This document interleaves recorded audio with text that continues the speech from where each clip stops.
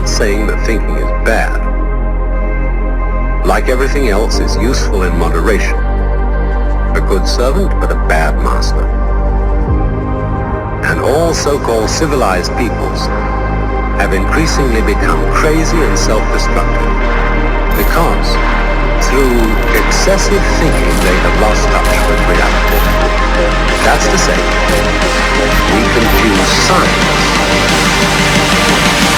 with the real world.